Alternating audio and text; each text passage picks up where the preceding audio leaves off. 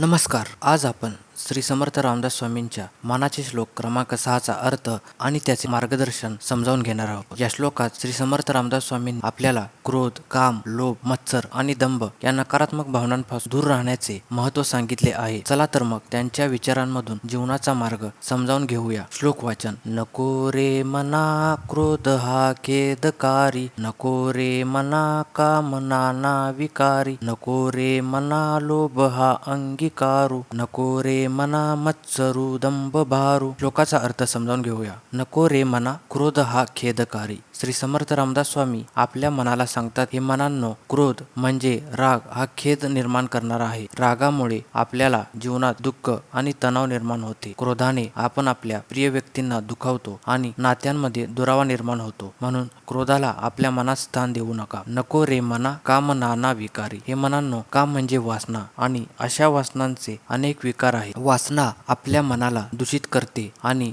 आपल्या जीवनात नकारात्मकता निर्माण करते. काम विकारामुळे आपण नीतिमूल्यांपासून दूर जातो आणि आपले जीवन अस्थिर होते. नको रे मना लोभ हा अंगीकारू. हे मनांनो, लोभ म्हणजे लालच हा आपल्या जीवनाचा नाश करणारा आहे. लोभामुळे आपल्याला कधी समाधान राहता येत नाही आणि सतत अधिक मिळवण्याची इच्छा निर्माण होते. लोभामुळे आपले मन अस्थिर होते आणि आपले जीवन अशांत होते. म्हणून लोभापासून दूर राहणे हेच चांगले. नको रे मना मत्सरू दंभ भारू. हे मनांनो, मत्सर म्हणजे ईर्ष्या आणि दंभ म्हणजे गर्व. हे आपल्या जीवनाचे नुकसान करणारे आहेत. आपण दुसऱ्यांच्या यशाचा द्वेष करतो आणि त्यामुळे आपले मन दूषित होते. दंभामुळे आपण गर्विष्ठ होतो आणि समाजात आपण आपले स्थान गमावतो. या दोन्ही भावनांनी आपले जीवन अस्थिर होते आणि तणाव निर्माण होतात. श्री समर्थ रामदास स्वामींचे हे विचार आपल्याला प्रेरणा देतात की जीवनात क्रोध, काम, लोभ, मत्सर आणि दंभ या नकारात्मक भावनांपासून दूर राहावे. या भावनांनी आपले जीवन अस्थिर आणि अशांत होते. त्याऐवजी आपल्याला शांती, समाधान आणि सकारात्मकता अनुभवण्यासाठी सदाचार, सत्य आणि नीतिमूल्यांचे पालन करावे. श्री समर्थ रामदास स्वामींच्या या श्लोकातून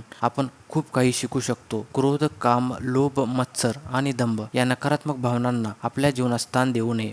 यामुळे आपले जीवन सुखी, समृद्ध आणि शांततामय होईल. हा श्लोक जीवनात सकारात्मकता आणि प्रेरणा आणण्यासाठी एक महान मार्गदर्शक आहे. धन्यवाद.